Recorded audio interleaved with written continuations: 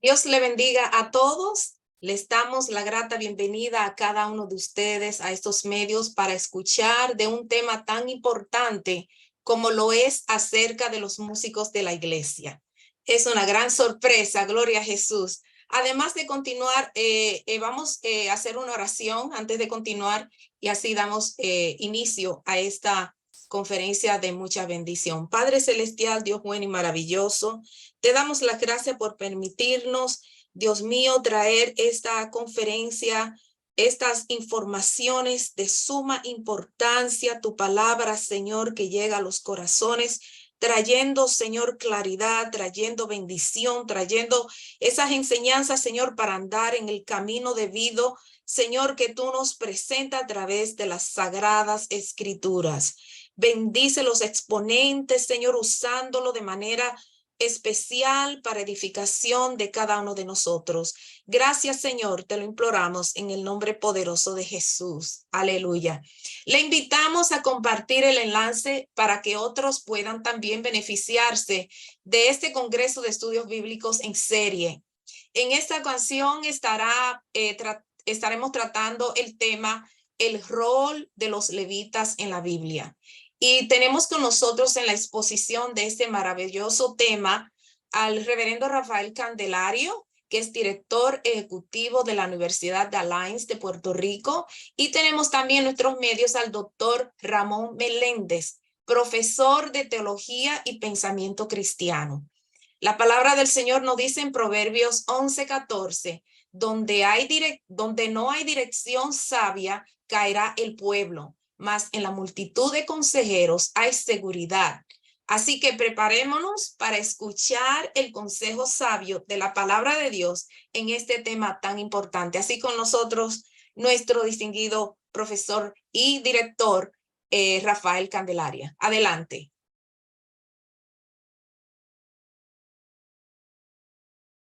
Micrófono. Gracias, Judy, gracias, doctor Ramón Meléndez, por esta linda oportunidad de compartir juntos y otros exponentes que tal vez van a tener alguna participación en esta noche. Ciertamente el tema de la música en la iglesia juega un papel fundamentalmente importante, sumamente importante. Desde tiempos del Antiguo Testamento nosotros vemos la importancia de la música. Solamente tendríamos que mirar en términos generales aspectos de los Salmos, el libro de los Salmos. Vamos a encontrar una evidencia sumamente extraordinaria de cómo hombres pudieron, o personas humanas pudieron ponerle canción a la letra del alma, a lo que ellos sentían, a sus verdaderas y profundas inquietudes, e incluso su forma de ver a Dios en medio de las diversas circunstancias y emociones en las cuales ellos se encontraban. Así que la música siempre ha jugado un papel fundamental dentro de la experiencia de la adoración. El rol de los levitas en las Sagradas Escrituras entonces nos ayuda a nosotros poder entender la ubicación, ¿no? De cada persona, de cada ministerio en el cual Dios así lo ha querido establecer a través de las Sagradas Escrituras. Y me gustaría entonces iniciar con una lectura de las Sagradas Escrituras que se encuentra en Números 18, capítulo 2, versos 2 y versos 6 y 7. Y luego entonces le permito que el doctor Ramón Meléndez también se acerque y comience a hablar sobre el tema de los levitas.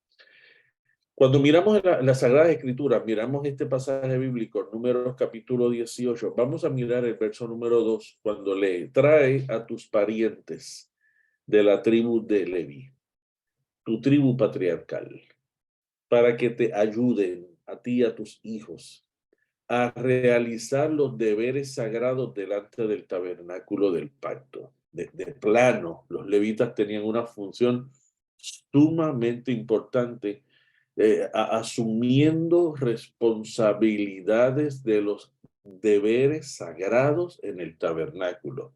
Creo que son palabras mayores, Y creo que en este contexto Dios está asignándole una gran responsabilidad a estas personas.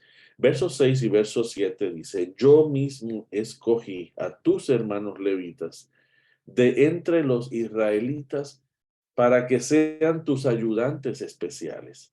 Ellos son un regalo para ti, dedicados al Señor para servir en el tabernáculo.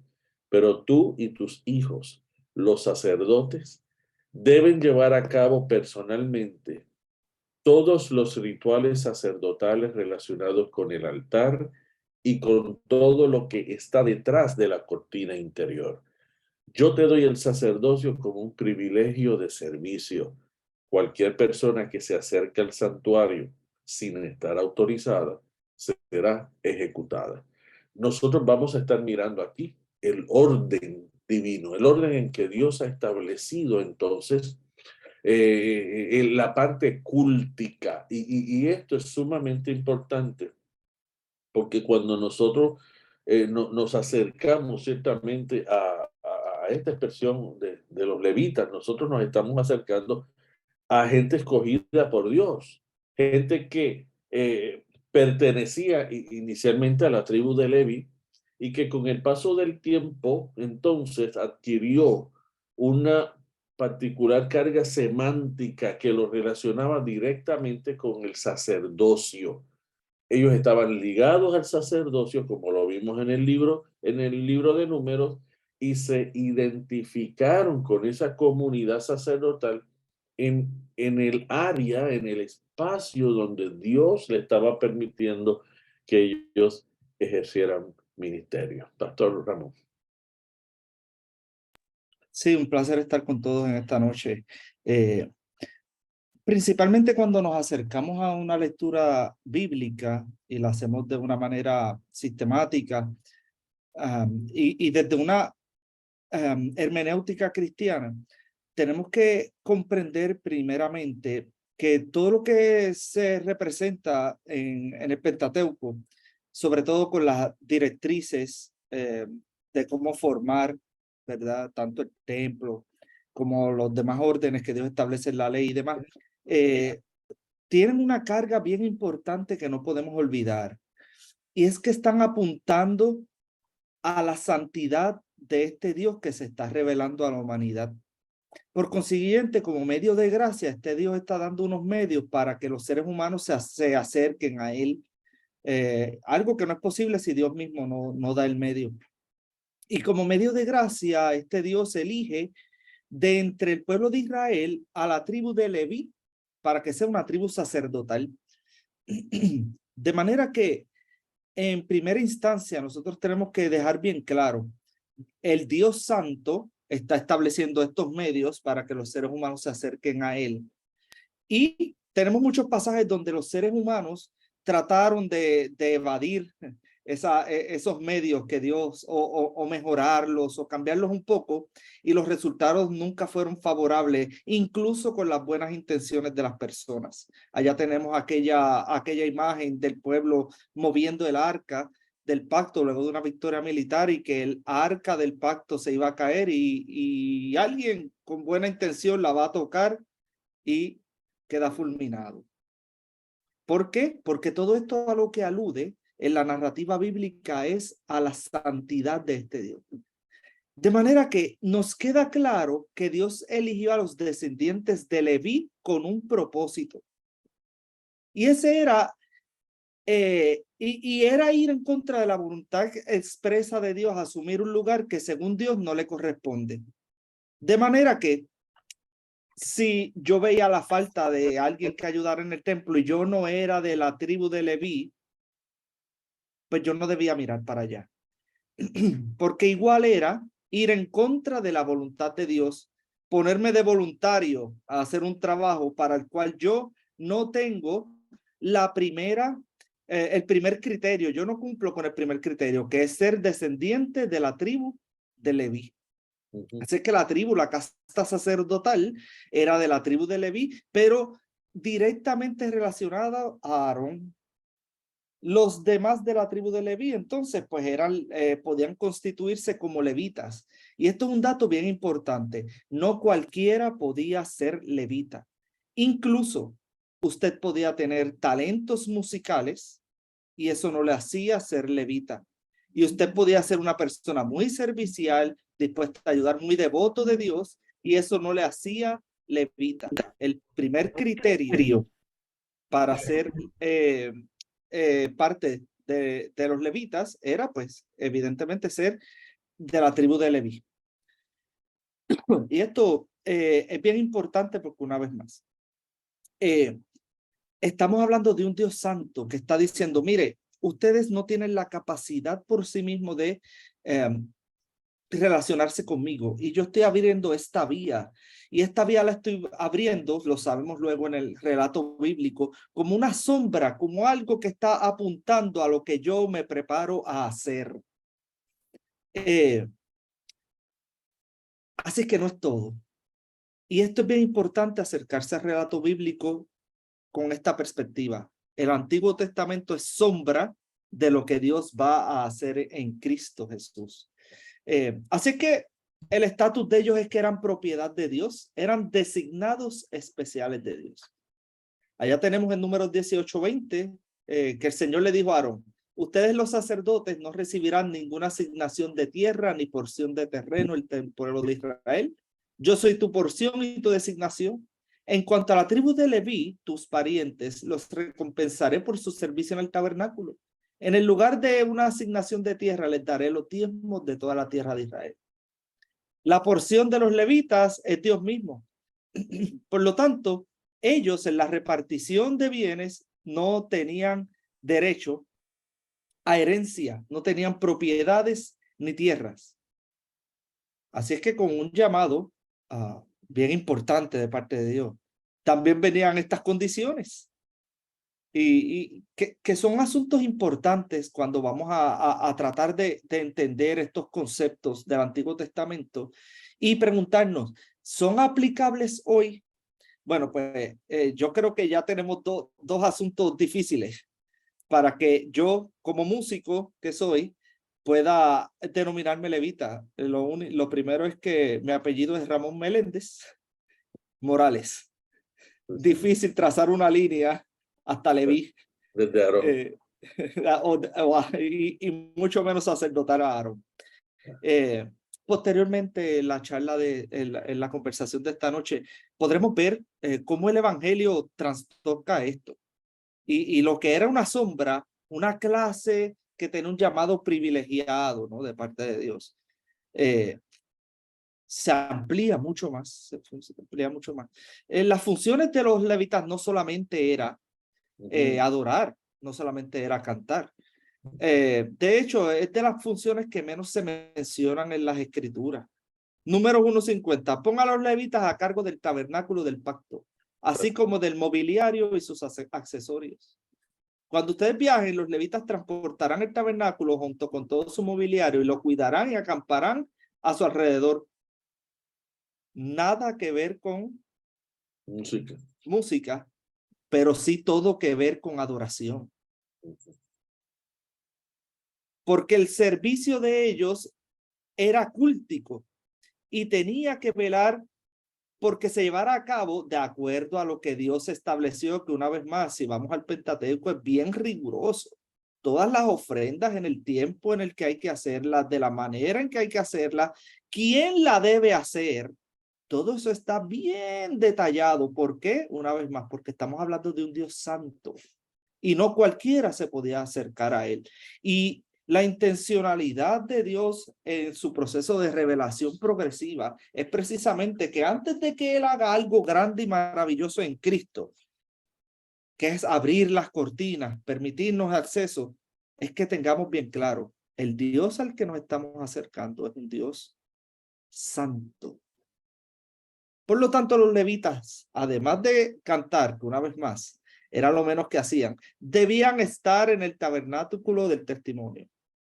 Debían estar sobre todos los utensilios y sobre todas las cosas. Ellos debían velar por las cosas del tabernáculo. Debían trasladarla, desarmarla y armar el tabernáculo del testimonio.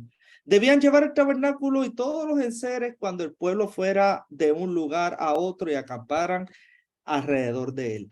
De manera que un levita parecía más un empleado de una compañía de mudanzas que un músico. Y por la dinámica del movimiento del tabernáculo, ciertamente. Claro, claro, porque el lugar de adoración en este periodo que nos estamos acercando, cuando se instituyen los levitas, era movible. Era el pueblo en el desierto, era el pueblo moviéndose todavía sin haber alcanzado la tierra. Funciones importantes que luego cambian. Luego esas funciones van a cambiar, principalmente cuando llegamos a la construcción del templo, porque ya ahí pues hay unas funciones que no son más. Y ahí sí se empiezan a ver más funciones asociadas a la liturgia como tal, a los cánticos, a la composición y al servicio en el templo.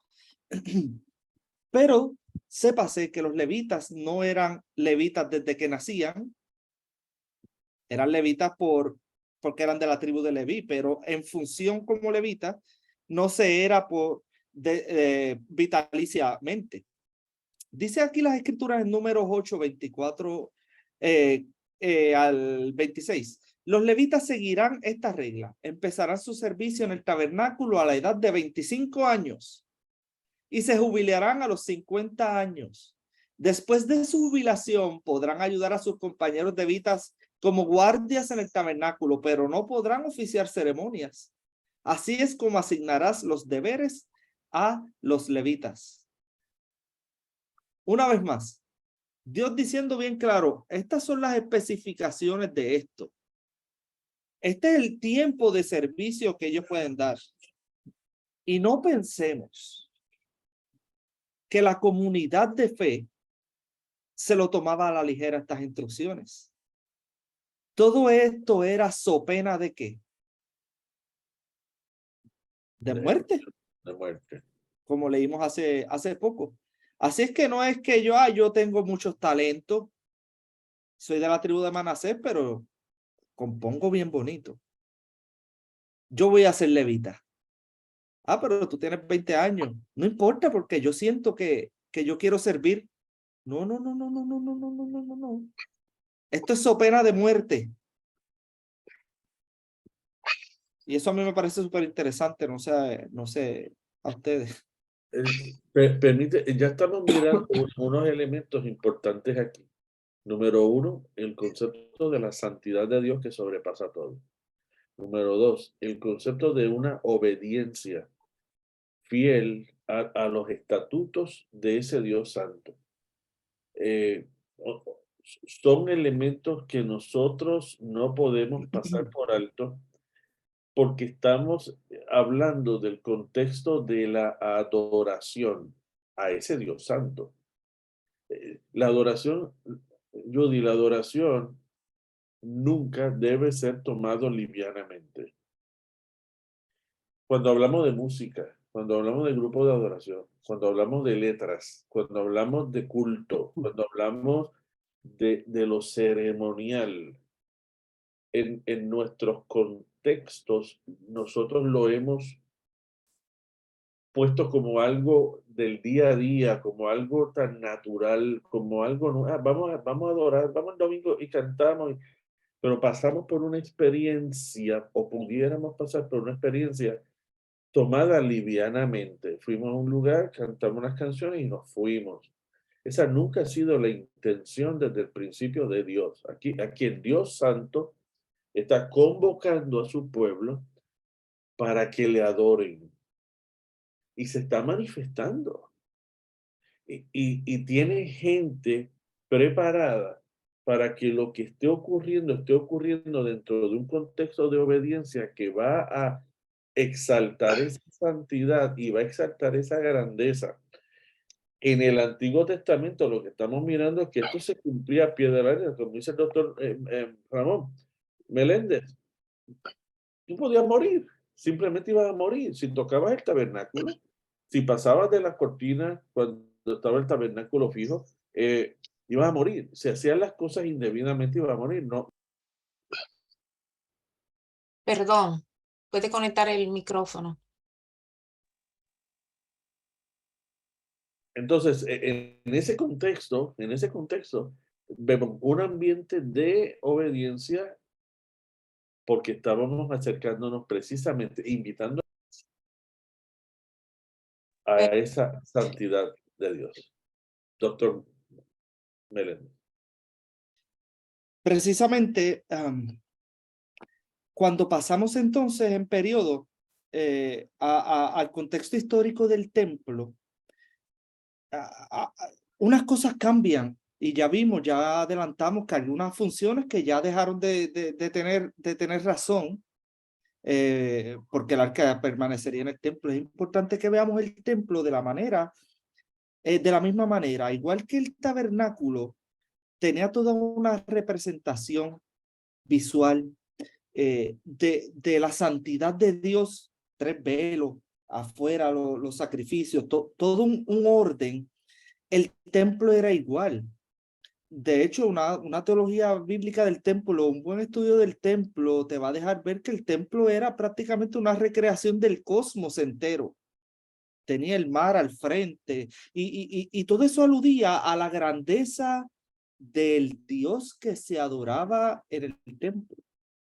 Muchos de los salmos, o por lo menos la sección de los salmos, del Salmo 120, 134, ahora mismo quizás Candelaria me refresque la memoria, se le llaman los salmos de la ascensión, y era porque literalmente los peregrinos iban caminando hacia el templo, y esa caminata era en su vida o al menos un falso plano.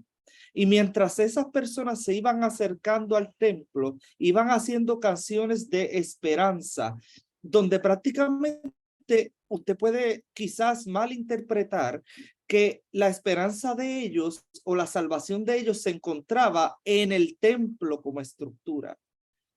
Y no es el caso es que no había en su imaginería, en su manera de ver el mundo, no había un lugar que representara más al Dios Santo, regidor del universo, que el templo. Por lo tanto, para ellos el templo era el lugar más cercano en la tierra al cielo mismo. Y ahí sus funciones cambian. Si me Candelaria, ¿no? permite, el templo, cuando fue destruido, el templo era un símbolo nacional para el pueblo judío. Ellos era inconcebible que el templo fuese destrozado. Entonces, sí había había una imagen clara de que el templo no lo pueden destrozar porque aquí está Dios. Sería un oxímoron, ¿no? Sería una contradicción. ¿Cómo pueden destruir este templo si aquí está la presencia de Dios? Lo que está planteando doctor Meléndez es el hecho de que en la imaginación del pueblo, el templo era el lugar más seguro y vino a ser un símbolo nacional. Cuando lo destruyen, están destruyendo junto con el pensamiento, con el templo, están destruyendo todo el andamiaje mental imaginario del pueblo hebreo y entonces en el exilio ellos están totalmente desprovistos. Ya no tienen tierra, ya no tienen murallas, ya no tienen templo. Y ahí es que comienzan entonces los cánticos de la subida hacia dónde nos estamos dirigiendo. Doctor Meléndez. De hecho, es una movida clásica en los imperios de la antigüedad. Ellos van al templo y lo destruyen. Y para las mentes de la época, el mensaje es: mi Dios venció al tuyo. El profeta Ezequiel, entonces, Dios lo utiliza para decirle al pueblo: hey, a mí no me sacaron del templo, yo los abandoné a ustedes, mi presencia se fue, y luego de que se fue que la destruyeron. Claro, más adelante va a haber oráculos de esperanza donde la presencia de Dios vuelve como ríos y llena al pueblo entero. El caso es que durante el periodo del templo, de la monarquía y templo, hay otras funciones distintas que antes no estaban. para los levitas cuidar de la limpieza y el orden del templo, lo que incluía las tareas relacionadas con los animales y sacrificios. Servir como guardias y porteros, además de recibir y guardar los diezmos y ofrendas. O sea, que si nosotros fuéramos a decir, bueno, en la iglesia hoy, ¿quiénes hacen esto? Los que cantan, ¿no? Estas funciones las hacen ¿quiénes? Vamos a decir, en algunas congregaciones los diáconos, en otras congregaciones los ujieres, sencillamente. Incluso en otras congregaciones pagan para que se limpie el templo. Y nadie se le ha ocurrido llamar al de limpieza un levita. Claro, una teología cristiana entiende que todo nuestro quehacer es una manera de adorar a Dios. Y no, entonces todo el que adora a Dios tiene que considerarse o asumir el título de levita. Cosas interesantes, más funciones. Ellos también tenían que enseñar la ley del Señor al pueblo. Y en algunas ocasiones servir como jueces y consejeros. Por ejemplo, durante el reinado de Josafat, los levitas se encargaban de recorrer las ciudades del reino con el libro de la ley para enseñar la palabra del Señor a los judíos. Y eso lo encontramos en segundo de Crónicas 17, 7 al 9. Más tarde, en la época de Esdras, los levitas también desempeñaron un papel fundamental en la educación religiosa del pueblo. Ahora es que vamos a encontrar en la etapa del templo que servían como músicos, como profetas, como poetas, como compositores, como cantantes en el culto público, especialmente durante y después del reinado de David. Los levitas van a aparecer con cierto protagonismo en la narración bíblica realizando esas tareas. Incluso algunos salmos se les adjudican a ellos y alguna referencia de esto es el segundo libro de Crónicas 29 del 12 al 30.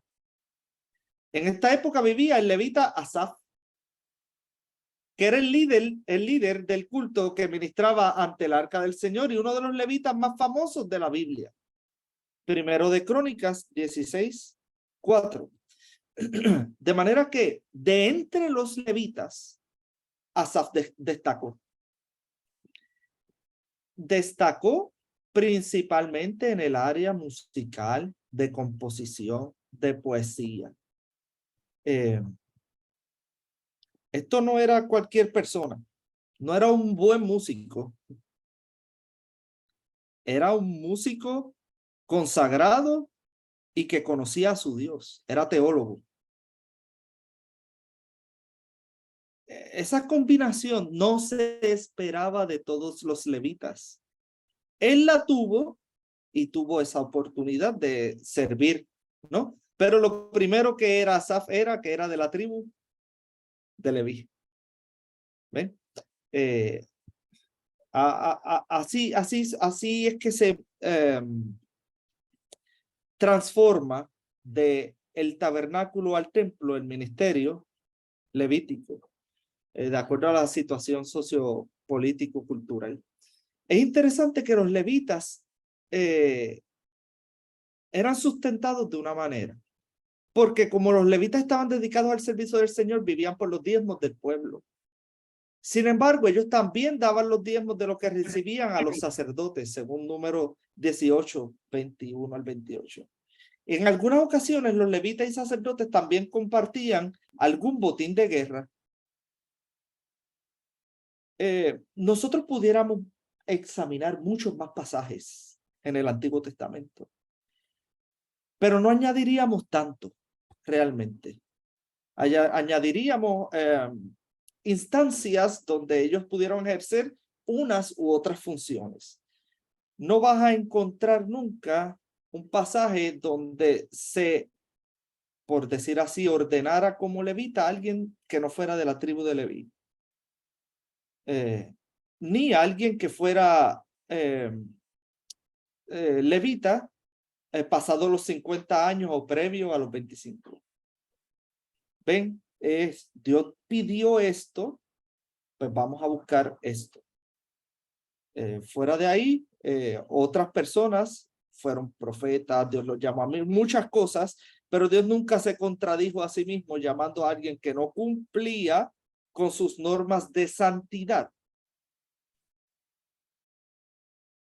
¿Por qué? Porque principalmente todas estas normas rígidas, una vez más, aluden a la santidad de Dios. Y la primera ofensa a la santidad de Dios sería decirle al Dios santo, tú te mereces otra cosa distinta a la que tú mismo dijiste que querías. Allá tenemos esa famosa frase en nuestras comunidades, quemarle fuego extraño a Dios nunca ha tenido un buen resultado. Con buenas intenciones, sigue siendo fuego extraño, sigue siendo olor no grato ante nuestro Señor. Extraordinario. Judy, ¿alguna pregunta, algún comentario de los presentes? Yo creo que sería bueno en este momento ver si hay alguna pregunta y procedemos entonces con el Nuevo Testamento, el uso de los levitas. Pero si hay alguna pregunta, adelante. Gloria a Dios. ¿Hay alguien que desea un comentario, una pregunta antes de continuar? Estamos viendo aquí las demandas y las responsabilidades de los levitas. Eso se toma en seriedad. No es solamente llevar un título, sino que tenía su encomienda y sus responsabilidades. Y me gusta mucho el aspecto de que los levitas eran consagrados a Dios. Algo muy importante, la consagración, este servicio y todo servicio que hacemos para el Señor, tiene que haber una consagración para ver, gloria a Jesús, una diferencia, un fruto que se manifieste a través de la consagración. ¿Alguien tiene algún comentario? Gloria a Jesús. En el chat, doctor Ramón Meléndez, hay una, veo como una preguntita y me parece que olor no grato. Sería bueno entonces que haga alguna alguna referencia histórica a lo del olor no grato, si es tan amable. Sí, esa frase es bien conocida cuando los hijos de Israel estaban levantando ofrendas a Dios de la manera en que él no pidió y le llamó fuego extraño. Contrario a eso, lo contrario a eso sería las referencias en los profetas donde Dios habla a su pueblo en los términos de olor grato y de el contrario, olor que no le es grato a Dios. Allá tenemos a muchos de los sacerdotes y a Dios reclamando, este pueblo de labios me honra. Y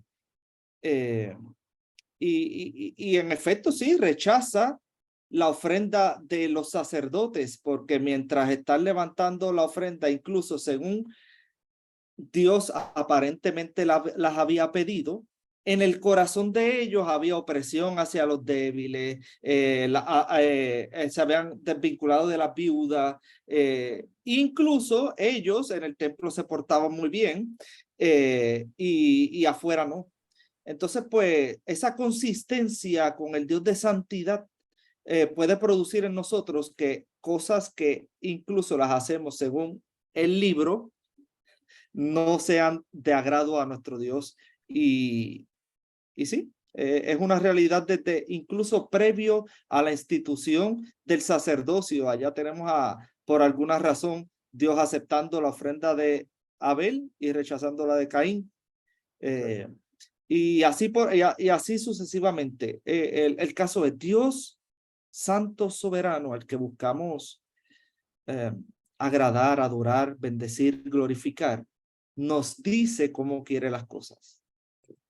Judy, y participantes todos, cabe destacar también la comprensión de una buena teología.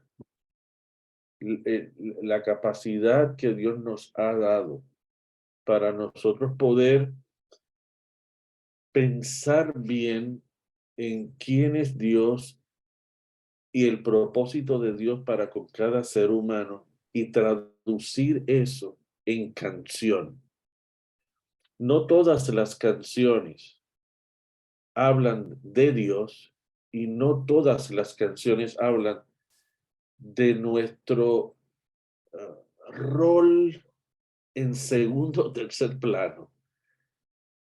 Me explico. Entonces, nosotros tenemos que comenzar a mirar una buena teología que está alineada con un claro y definido pensamiento correcto hacia la persona de Dios, ubicado en el lugar donde corresponde, ese lugar soberano, ese lugar de santidad, y ubicado el nuestro en el lugar de obediencia y en un lugar donde yo voy a hacer lo que tú quieras que yo haga. Y eso se tiene que reflejar en canción y en las actitudes nuestras hacia la adoración.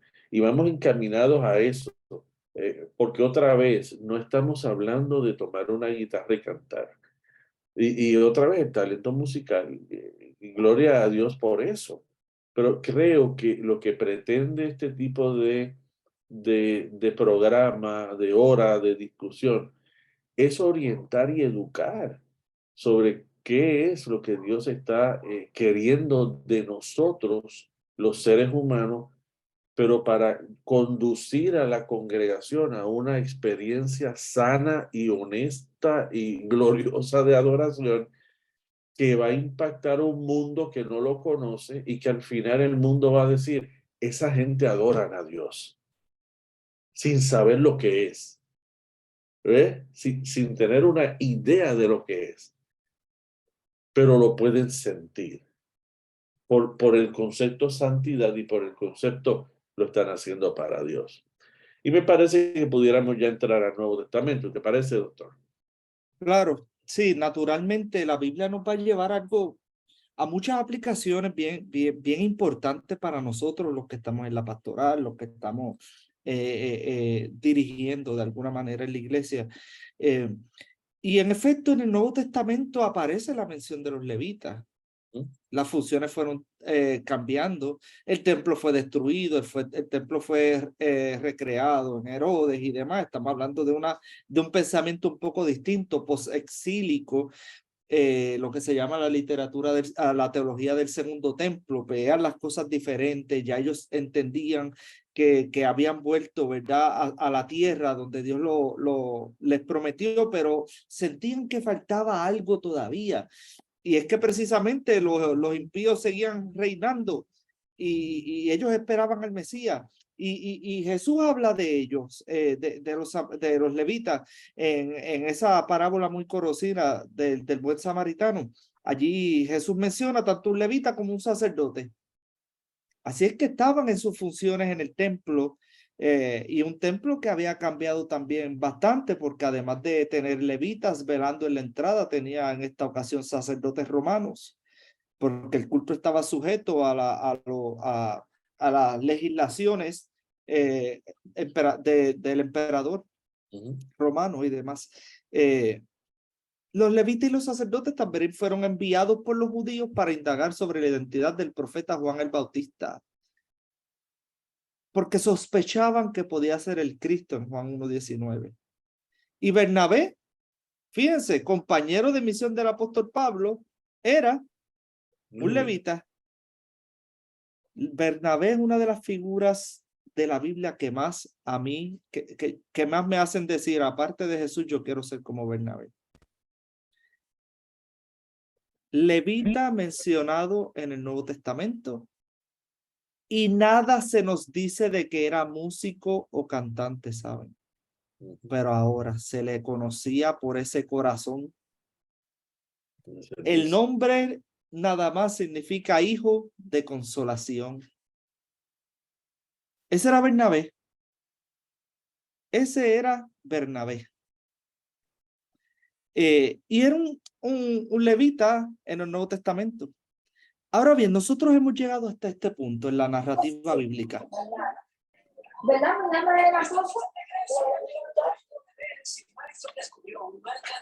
Hay alguien con el micrófono. Es un buen cantante. El que está sobre el escenario solo nos queda decir, ¿queremos ver? Adelante. Ya llegamos a este punto en la narrativa bíblica y tenemos que sentar una base para nuestra lectura bíblica. Nosotros somos cristianos y nosotros leemos la Biblia desde Emaús.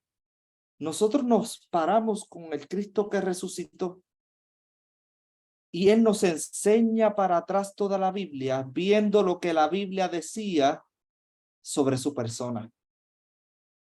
Y desde ahí entonces nosotros decimos, wow, todo esto era sombra de lo que el Mesías Rey logra en su muerte y resurrección. Cierto. De manera que nosotros nos acercamos entonces a todas estas imágenes, a todas estas figuras, a todas estas instituciones que había en el Antiguo Testamento y decimos, impresionante. Todo esto es lo que se necesita para llegar a tener una relación con el Dios Santo. Y todo esto lo cumple Cristo Jesús, Mesías Rey.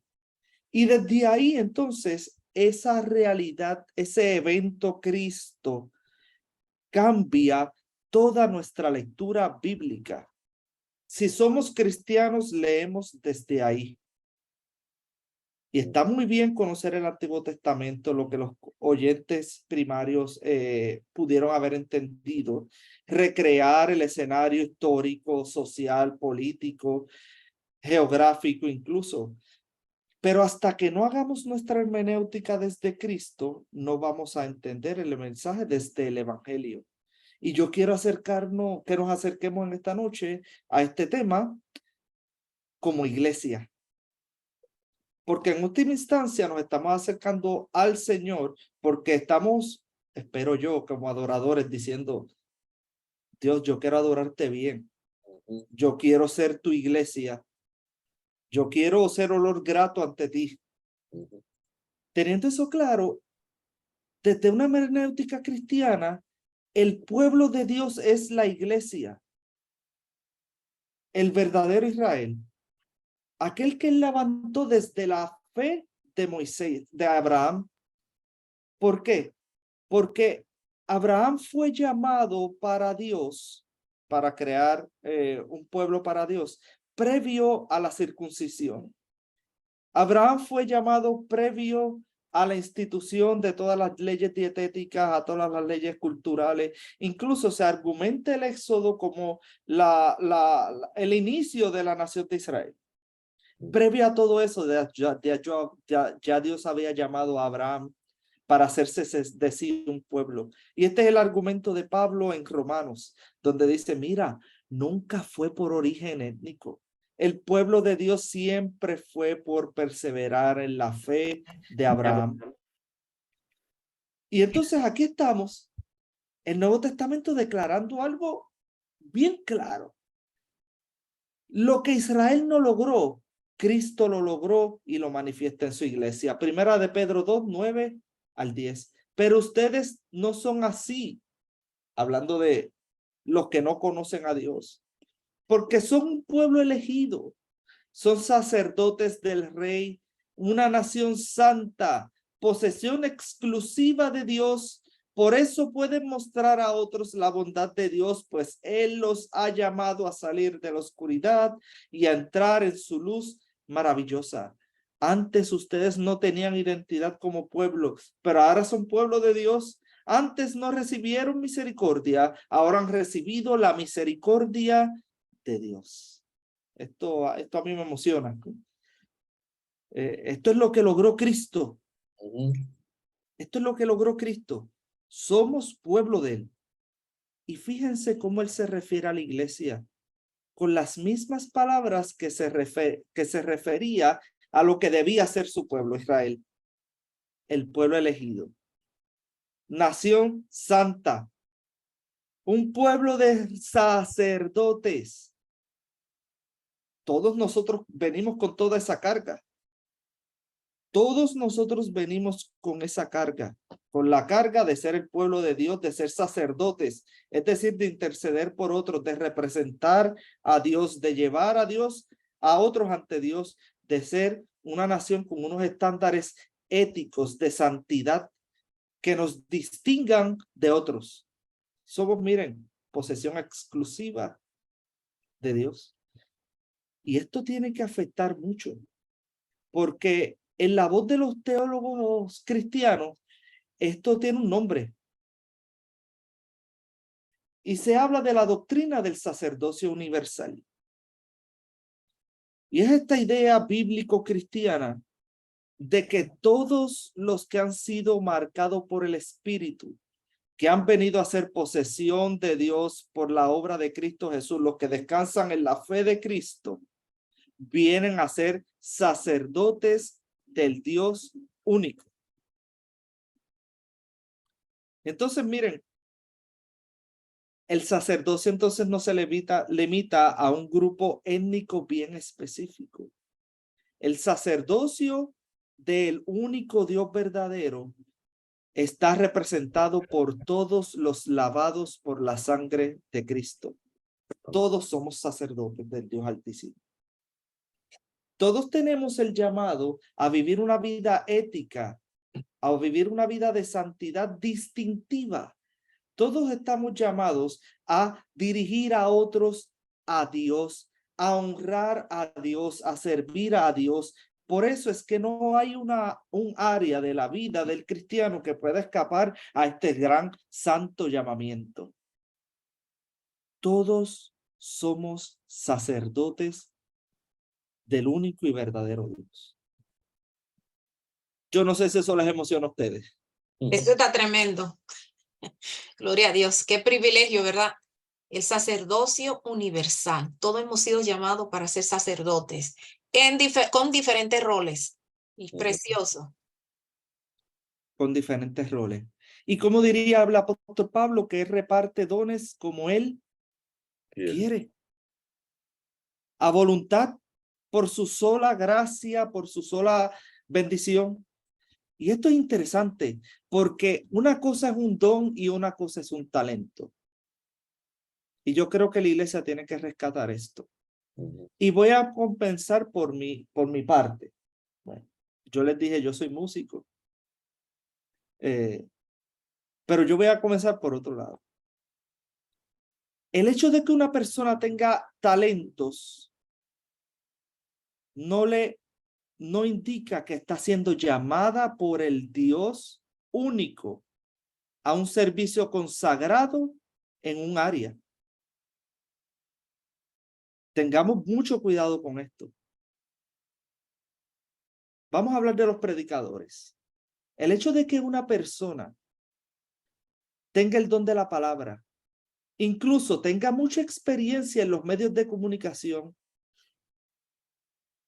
y llegue a la fe, llega al conocimiento del único y verdadero Dios, de facto no indica eso que está siendo llamada a predicar el evangelio. Ni se le puede considerar maestro o maestra de las escrituras, porque el don de maestro es precisamente un don, y un don es algo que no podemos alcanzar sin el Espíritu. Es una dotación especial que va más allá de mis talentos. O sea que el hecho de que yo haya estudiado pedagogía no me hace de facto maestro ni tan siquiera de escuela bíblica.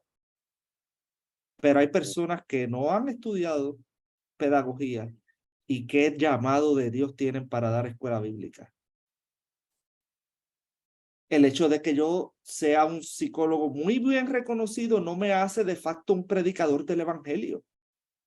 El hecho de que yo sea un abogado acostumbrado a dar ponencias y demás, no me hace llamado ni tan siquiera a dirigir en la iglesia, eso es otro don, ni administrar, el hecho de que yo tenga mi maestría en administración de empresas.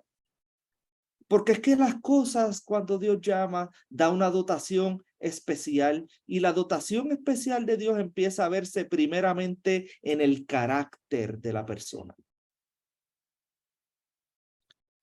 Y comencé por ese lado, porque como músico yo he estado también en el Valle de los Huesos Secos. Yo he estado dirigiendo a grupos de adoración sin músicos. Y yo sé la ansiedad y el desespero que eso puede crear. Pero yo los invito a todos a confiar en el Dios que llama. y a confiar en que si Dios no está señalando a alguien por talentos que tenga, velemos primeramente que somos un pueblo llamado a ser sacerdotes y a ser santos. Si usted no compromete eso, usted va a levantar siempre olor grato ante Dios.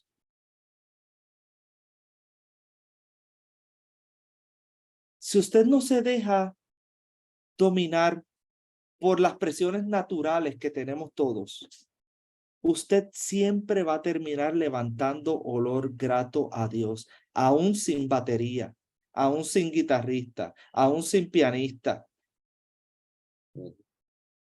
Porque a Dios se le adora en espíritu y en verdad, no de lengua, no de boca, sino de corazón, en santidad, en integridad. Y ahí es que veremos personas que no necesariamente cantan muy bonito, pero algo hay.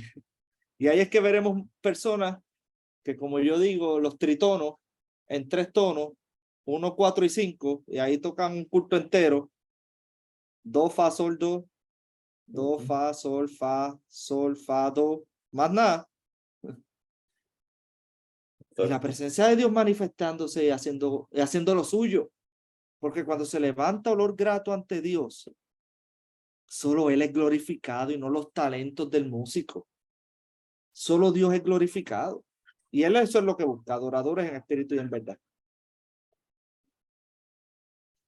Yo, si me permite, creo que con el paso de los años uno puede también con la observación validar lo que Pastor Ramón está diciendo.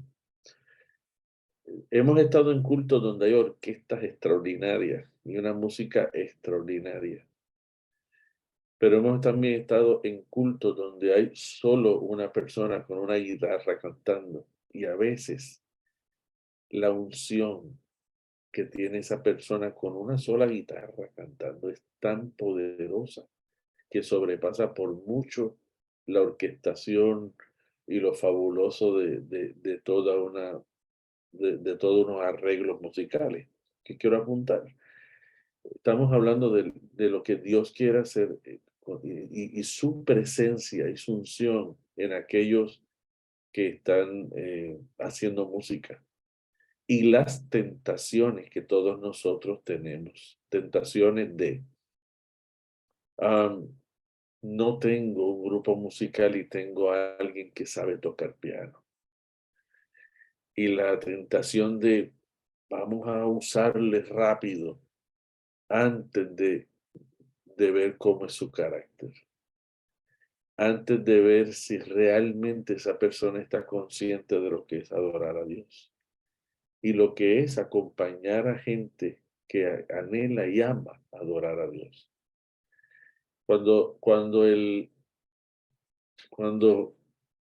hay unas notas discordantes en esa relación, son más profundas que las notas discordantes entre alguien que canta y otro que toca una música. La música podrá estar afinada, pero si el corazón no está afinado con la santidad de Dios, lo que va a estar ocurriendo es un desastre. Estamos llevando a la iglesia a adorar de la manera incorrecta. Y no se trata de títulos.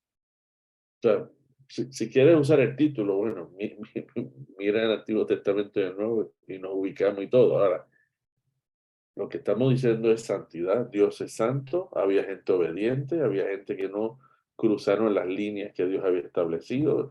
Si quisiéramos nosotros decir, yo soy así, bueno, pues díganlo en términos de que estoy encaminado a la obediencia, estoy encaminado a hacer la voluntad de Dios, estoy encaminado a reconocer la soberanía de Dios, estoy encaminado a usar lo que Dios quiere que yo use. O sea, vamos a hablar en términos de lo que en el Antiguo Testamento los sacerdotes y los levitas estaban dispuestos a hacer por Dios, no por el talento. Y yo creo que nosotros hoy tenemos unos roles extraordinarios en la iglesia, como sacerdote, nación santa, pueblo adquirido, para anunciar las virtudes de aquel que nos llamó de las tinieblas a la luz admirable. Es importante que en una teología bíblica sana comprendamos los conceptos de continuidad y discontinuidad. Sí. Hay cosas en Cristo que continúan transformadas. Hay cosas que descontinuaron. Cristo fue el sacrificio perfecto, ya no hay más sacrificios que hacer. ¿Ven? Igual hay títulos que no hay discontinuidad en el Nuevo Testamento. De manera que usted no va a ver en la iglesia primitiva, ni en el segundo siglo, ni en el tercer siglo, ni nunca, esta designación especial a una persona como levita. ¿Por qué? Porque intencionalmente no cumple principalmente con ser de origen étnico levítico, ¿no? Y algo más práctico. Yo soy pastor de la Alianza Cristiana Misionera del Cruce de David, pero esa no es mi identidad. Yo soy doctor, pero esa no es mi identidad. Mi identidad es que yo soy hijo de Dios. Mi identidad es que yo soy pueblo de Dios. Yo soy nación santa. Y si todos los ministerios nos vemos así, y que Dios, por su gracia, por su beneplácito, por su voluntad, quiso llamarme a mí a unas cosas, mi identidad yo no la puedo perder. Porque es que tenemos tantas personas que si no predican, no sirven.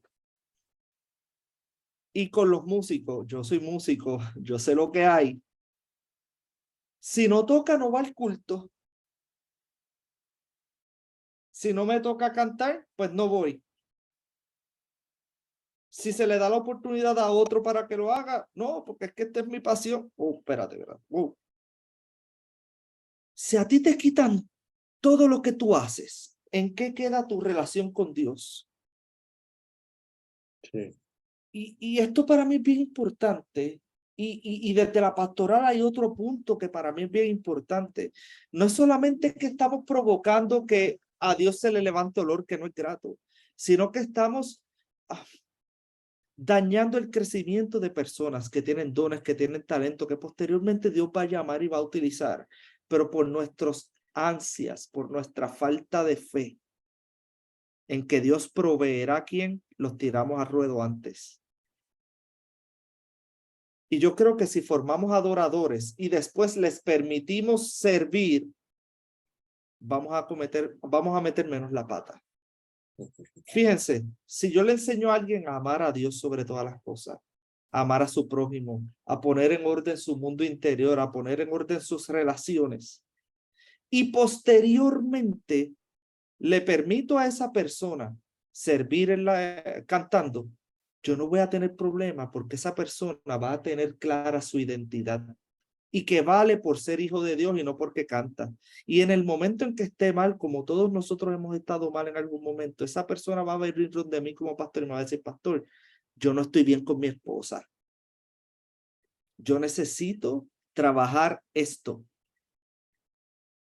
Y como mi prioridad es ser mi vida entera olor grato ante Dios, yo quisiera posponer esto. Y yo como pastor le voy a decir, gloria a Dios por eso.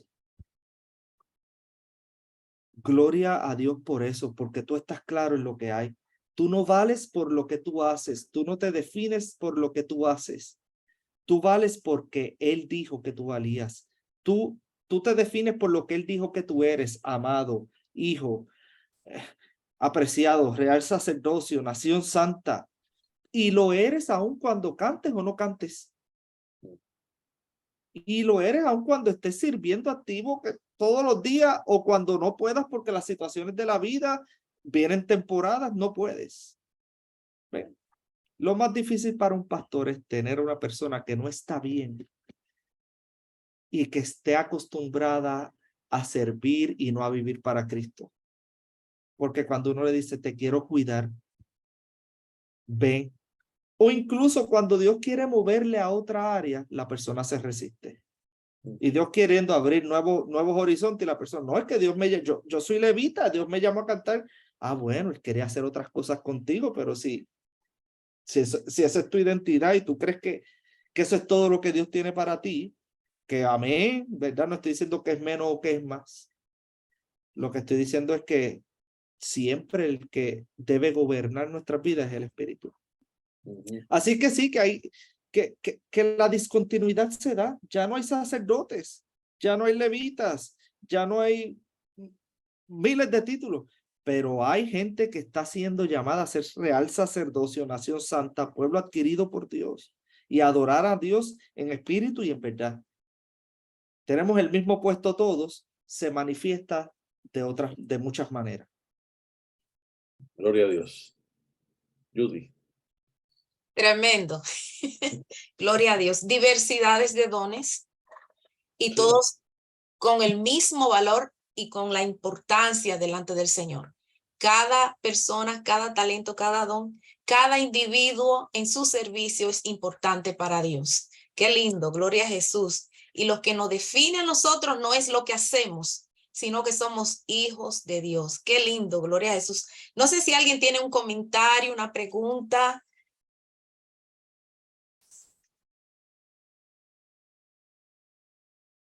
Gloria a Jesús.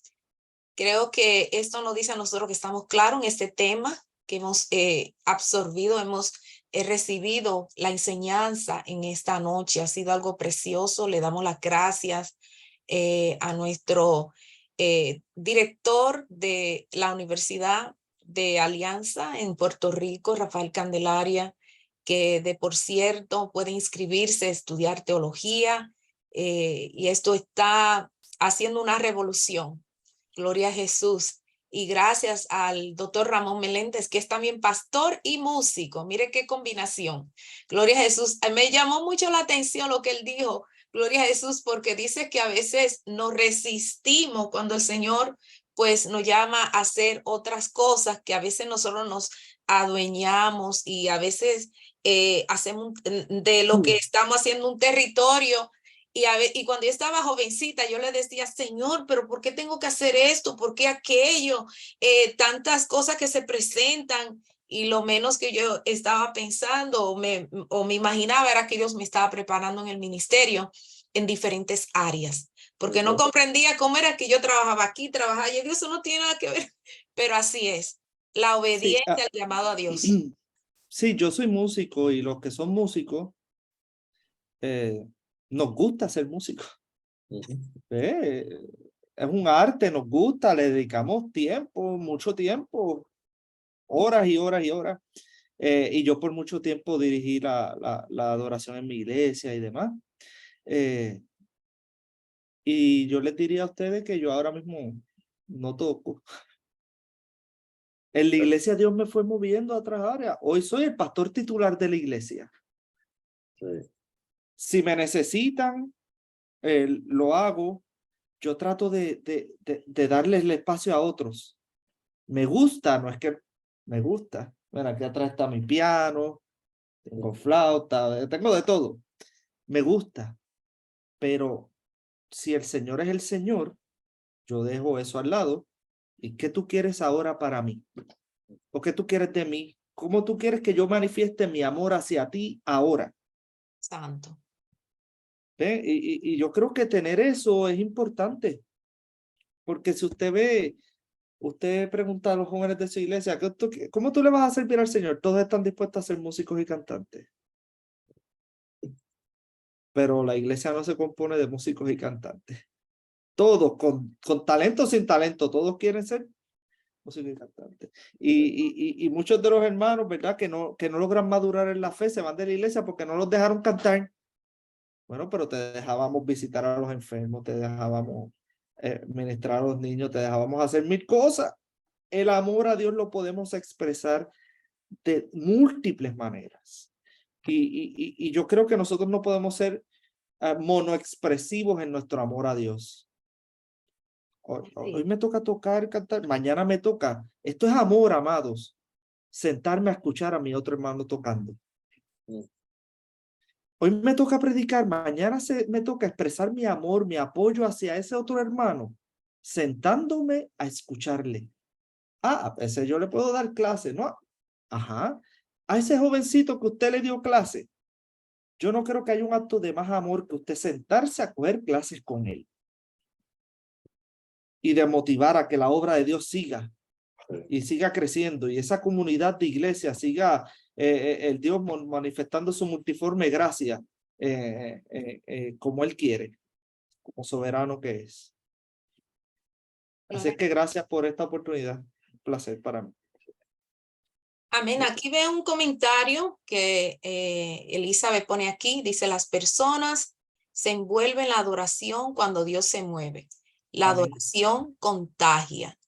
Y es una adoración en todas las áreas donde el Señor nos ha llamado, porque todos adoramos en diferentes áreas, en diferentes roles. Y cuando lo hacemos de corazón y de amor, pues eso se contagia. Qué lindo.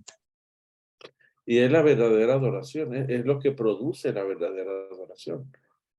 Pudiéramos decir que tal vez es un buen indicador de que hay algo que está ocurriendo, ¿no? Algo genuino que está ocurriendo. Y otra vez, nuestro corazón y nuestro carácter debe ir muy por encima. Otra vez, pensando en la santidad de Dios, pensando en el propósito de Dios, qué Dios quiere en este tiempo para esta iglesia. No se trata tampoco de iglesias grandes, no se trata tampoco de iglesias complicadas, iglesias que tengan muchos ministerios. Se trata de un grupo donde se reúnen para adorar al Señor y lo hacen correctamente. Cuando eso pasa, la presencia de Dios está allí. Encuentros con Dios, encuentros con Dios, encuentros con Dios. Y cuando eso ocurre, ir a esos lugares donde nos vamos a encontrar con Dios, Dios va a hablar al alma y va a transformar el alma. Así es, tremendo.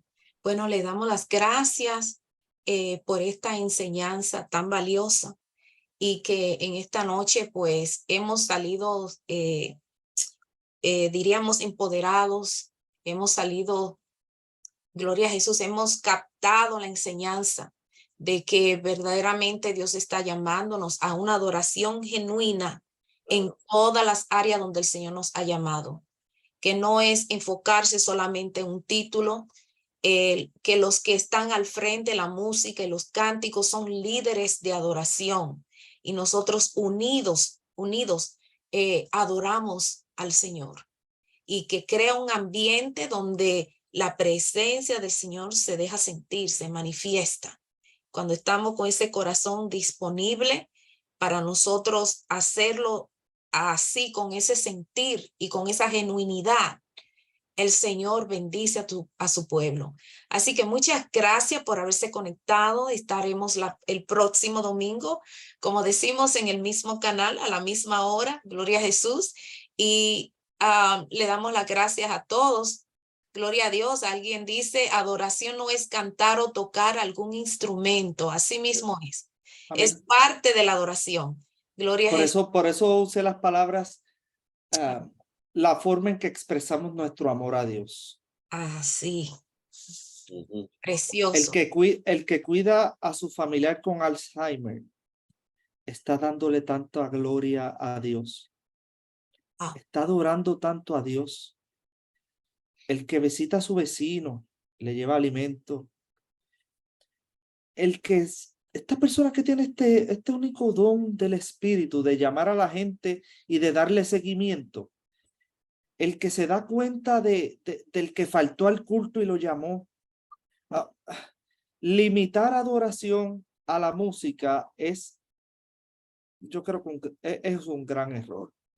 Adorar por definición es amar con extremo, amar extremadamente. Y esa es la vida a la cual estamos llamados. Uh-huh. Y eso es importantísimo. Muy bien. Amén. Bien. Tenemos aquí a Raymond, que quiere un comentario. Levantó su mano. Adelante. Dios les bendiga. ¿Me escuchan? Sí, claramente. Me escucha. Bueno, les felicito. es la definición en realidad, que la adoración es servir. Hay gente que adora ratones, vacas y cuanta cosa, carro, Su hobby. caballo, familia y muchas cosas, pero servir a Dios y reconocerlo a Él como Dios, a Él se le da la adoración. Amén. Lo demás son expresiones de reconocimiento. Nada, eso era lo que iba a decir. Yo sé que ya estamos por terminar, pero no me podía ir sin eso. Dios bendiga. Gracias. Gracias, Rey. Que ese trombón suene siempre para Sí. gloria de Cristo. Amén, gloria a Dios. Sí, señor. Amén. Amén.